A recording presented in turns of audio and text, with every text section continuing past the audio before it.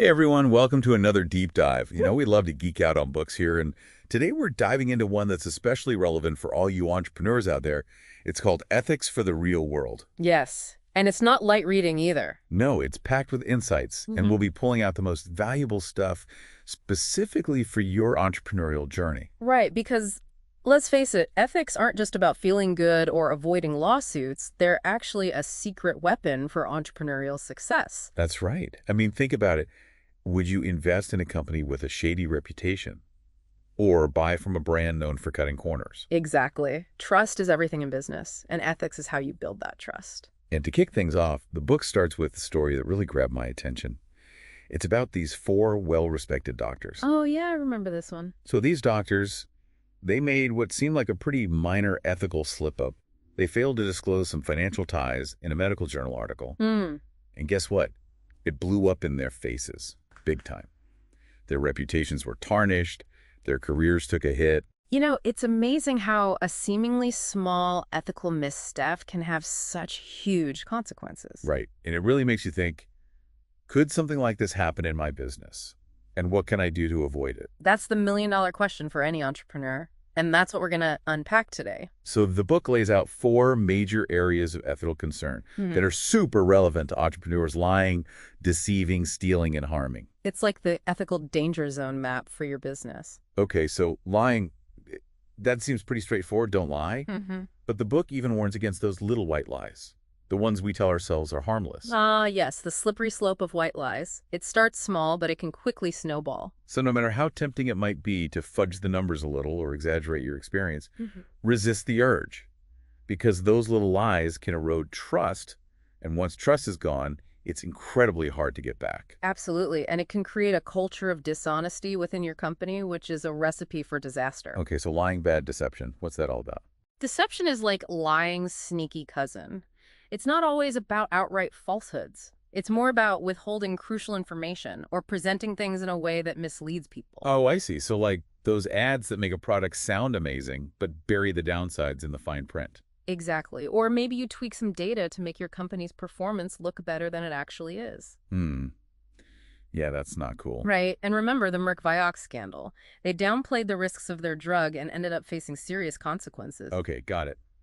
Deception is a no-go. Now, stealing, is that just about taking physical stuff? Stealing goes way beyond swiping office supplies or pocketing cash. It includes things like intellectual property theft, using company resources for personal gain, or even taking advantage of someone's ignorance to make a quick buck. So it's about respecting what belongs to others, whether it's physical property ideas or even someone's trust. Right on. It's about playing fair and building a reputation for honesty and integrity. Makes sense. Yeah. Okay, last danger zone, harming. Obviously we shouldn't be physically hurting anyone, but what else does this cover? Harming encompasses more than just physical injury. It also includes reputational harm, financial harm, psychological harm. So spreading rumors about a competitor or manipulating someone into a bad financial decision. Exactly. And think about the products or services you offer as an entrepreneur. Are they safe? Do they pose any potential risks to people's well-being? That's a really important point. We have a responsibility to think through the potential consequences of our actions, even the unintended ones. It's about being proactive and minimizing the risk of harm to anyone involved with your business. So we've got our four ethical danger zones mapped out: lying, deceiving, stealing, and harming.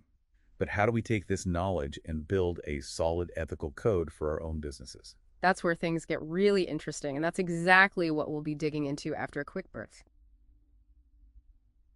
Welcome back. Before the break, we were talking about those four ethical danger zones for entrepreneurs and how to avoid them. Right.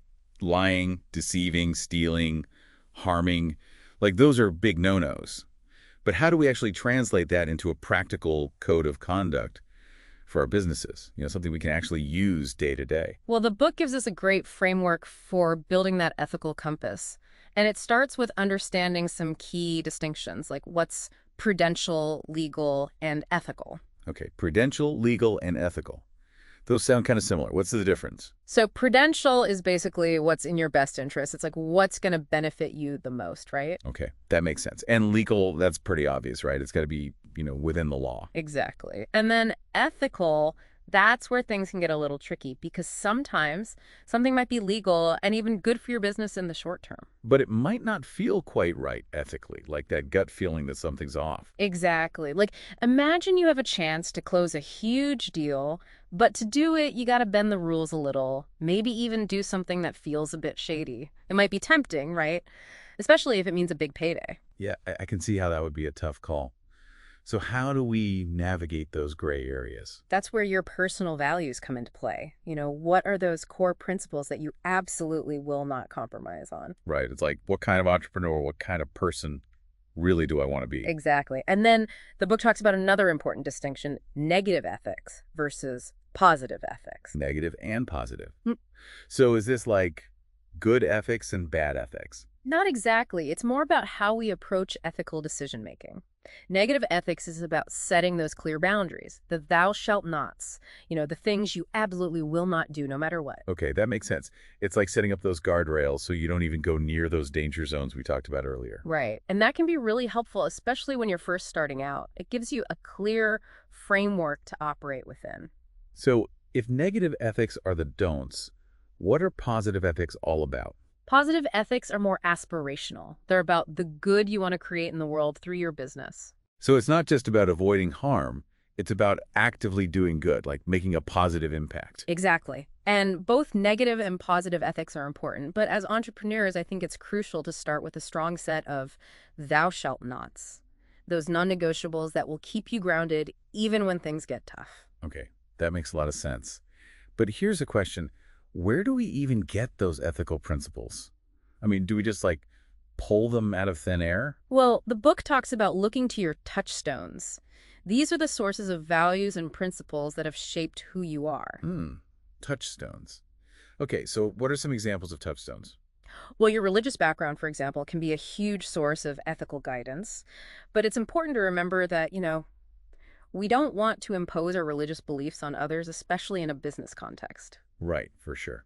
So what about those of us who aren't particularly religious?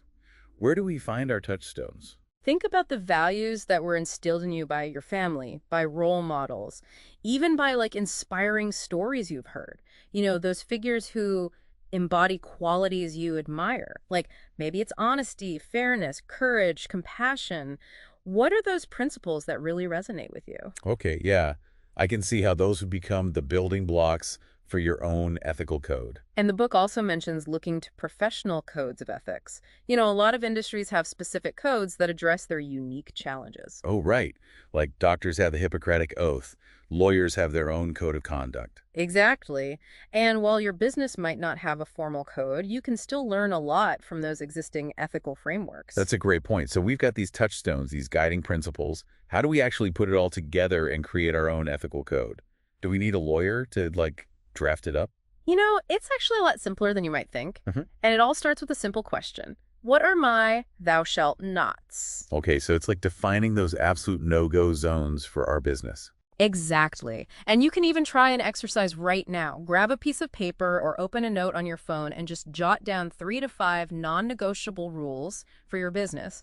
Those things you would absolutely never do, even if it meant losing money. I love that. It's like drawing that line in the sand and saying, this is where I stand. This is what I believe in. Exactly. And keep it short and memorable. A concise code is more powerful than a long, complicated document. Okay, so we've got our code, our ethical boundaries. But what about those moments when a tricky situation pops up unexpectedly? Like, how do we actually apply these principles in the heat of the moment? That's where having a solid ethical decision-making process comes in handy. And luckily, the book gives us a clear 3-step framework that anyone can use. Okay, I'm all ears. What are those 3 steps? Well, the first step is to frame the issue clearly. And this means, stripping away all the emotional language and getting to the heart of the ethical dilemma. So it's about, taking a step back and looking at the situation objectively. Exactly. Let's say you suspect an employee of leaking confidential information, and you're thinking about, reading their emails to find out. Oh, that's a tough one. I can see how emotions could run high in that situation. So how do I frame that ethically? Instead of asking, is this an invasion of privacy, which already sounds accusatory, try reframing it as, am I deceiving my employee by reading their private communication? Ooh, that's a good point. It puts the focus on the ethical principle of honesty. Exactly. And it helps you see the situation more clearly. Now, the second step is all about getting creative. It's about generating alternative solutions. Because sometimes it feels like there's only one option, and it's not a good one. Like you're stuck between a rock and a hard place. Right. But more often than not, there are more options than we initially realize. The key is to challenge that no-win mindset. Let's say a competitor is spreading false rumors about your company. Ugh, I can already feel my blood pressure rising. My instinct would be to fight fire with fire.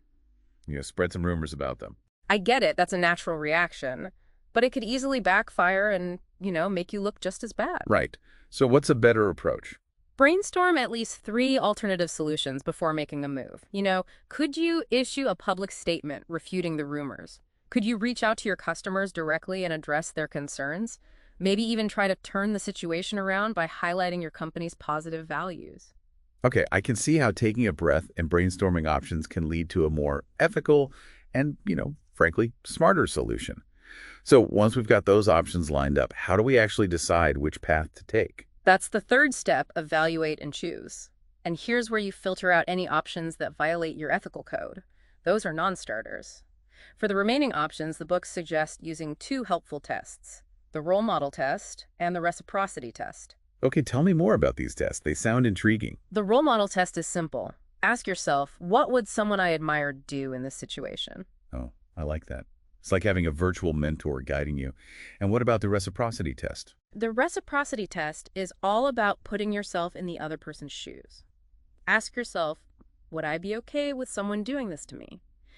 If the answer is no, then it's probably not the most ethical path to take. That's a really powerful way to check yourself. It's like, Yeah, am I treating others the way I would want to be treated? exactly. And these tests aren't foolproof, but they can be really helpful in guiding your decision-making, especially when you're faced with a tough ethical dilemma. These are some great tools. But is there like a specific approach to ethical decision-making that works particularly well for entrepreneurs? We've got so many tough calls to make every day. The book dedicates a whole section to this concept called consequentialism, and it's a fancy way of saying consider the consequences of your actions. So it's about weighing the potential good and bad outcomes before making a decision. Exactly. But it's not about the ends justify the means.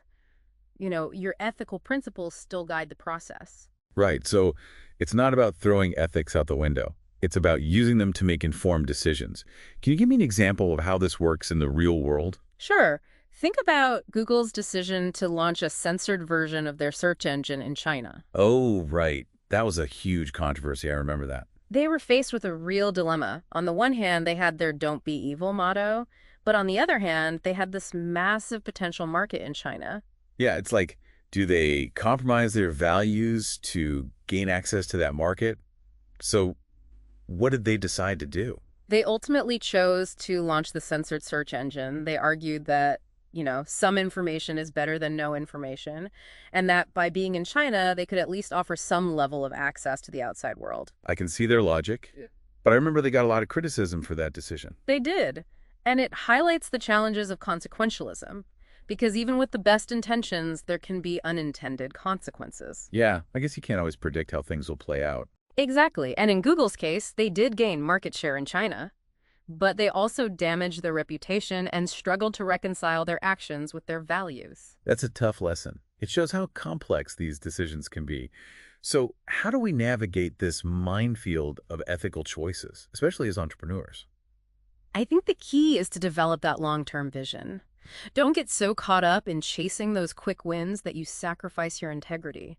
Building a sustainable business requires building trust, and that takes time and consistent ethical behavior. It's like planting a tree. You might not see the fruits of your labor immediately, but with patience and care, it will grow into something strong and enduring. That's such a great analogy. I love that. It's about playing the long game and not sacrificing your values for short-term gains. But what about those situations where I feel pressure to compromise my ethics? Like, what if a client asks me to do something shady, or a big investor wants me to cut corners? Those are tough situations for sure. And that's where your ethical compass becomes even more important. Remember those thou shalt nots you wrote down. Those are your non-negotiables, the lines you just won't cross. Right. And I guess it's also important to be upfront about those boundaries from the get-go. Let clients and investors know what your values are, what you're willing to do, and what you're not willing to do. Absolutely. It might feel a little scary at first, especially if you're worried about losing a deal, but in the long run, it's the best way to build respectful and ethical collaborations. That's empowering. It's about valuing my ethics as much as my profits. Now, the book mentions this idea of framing issues as relationships. What exactly does that mean? It's about shifting your mindset from seeing business interactions as purely transactional to recognizing the human element. Instead of viewing your customers as just sources of revenue, think of them as individuals with their own needs, desires, vulnerabilities. So it's about putting myself in their shoes and considering how my actions might impact them on a personal level. Exactly. And the same goes for your employees. They're not just cogs in a machine, they're people with families, dreams, challenges of their own. Treating them with respect, fairness, and empathy, that's not just ethical, it's good business. It's about building a company culture based on mutual respect and understanding. Now, the book also talks about raising the reciprocity bar. What does that mean? Is that like setting higher ethical standards for myself and my team? It takes the golden rule a step further. It's not just asking, how would I want to be treated, but how would I want someone I love to be treated? Oh, wow. That's powerful. It really raises the stakes and helps us make more considerate choices. It expands your circle of compassion and encourages you to make decisions that benefit not just yourself, but also those you care about most. This has been such a fantastic deep dive, packed with so much valuable wisdom. As we wrap up, what are some key takeaways you'd like our listeners to remember as they embark on their entrepreneurial journeys? I think the most important takeaway is that ethics are not a burden, but a superpower. Building a business on a foundation of integrity, that's not just the right thing to do, it's actually the smart thing to do. It leads to stronger relationships, happier customers, and ultimately a more fulfilling and successful entrepreneurial journey. I love that. Ethics as a superpower. It's a great way to think about it. And thanks for joining us on this deep dive into ethics for the real world. We hope you found it valuable and inspiring. And remember, building an ethical business is an ongoing journey. Keep learning, keep questioning, and keep striving to make a positive impact. And if you're looking for more guidance, we'll be sharing links to the book and other resources on our website. Until next time, keep diving deep and keep it ethical. Wow, that Sadhu story is really stuck with me. It makes you think about the choices we make when the stakes are high. Ugh. Like, would I have done more to help that man? It's a tough one, isn't it? It really challenges us to examine our own ethical boundaries. Like, are we truly living up to our values, or are we just, talking a good game? Yet it's easy to say you're ethical when everything's going smoothly. But when you're faced with a real dilemma, well, that's when your true colors show. And that's what makes this idea of transformational ethics so interesting. It's not just about avoiding harm, but actively creating good. So how do we as entrepreneurs move beyond just doing no harm to actually making a positive impact? Well, I think it starts with self-awareness, taking a hard look at our own motivations and recognizing those patterns, those tendencies that might lead us astray. It's about acknowledging our weaknesses and being prepared to resist those temptations. So it's like building ethical muscles. The more we practice aligning our actions with our values, the stronger we become. Exactly. And a big part of that practice is telling the whole truth. Yeah. And I don't just mean avoiding outright lies, but being genuinely transparent in our communication, having those tough conversations, even when they're uncomfortable. Right. It's about being honest with ourselves, with our teams, with our customers, even when it's hard. So what else could we do to, actually put this transformational ethics into action? The book talks about framing issues as relationships rather than transactions. It's about shifting our focus away from just maximizing profits to considering the well-being of everyone involved, our customers, our employees, our partners, even our competitors. Yeah, it's like that saying, people don't care how much you know until they know how much you care. It's about building real connections, not just closing deals. Right, and a powerful way to strengthen those connections is by raising the reciprocity bar. So instead of asking, would I be okay with this? We ask ourselves, would I want someone I love to be treated this way? Ooh, I like that. It's like taking the golden rule to the next level. It really makes you think twice before making a decision. It does, and it helps ensure that our actions are not just beneficial to us, but also to those we care about most. This has been such a thought-provoking deep dive. We've covered so much ground today, from those 4 ethical danger zones to building our own code of conduct to making tough decisions in the heat of the moment.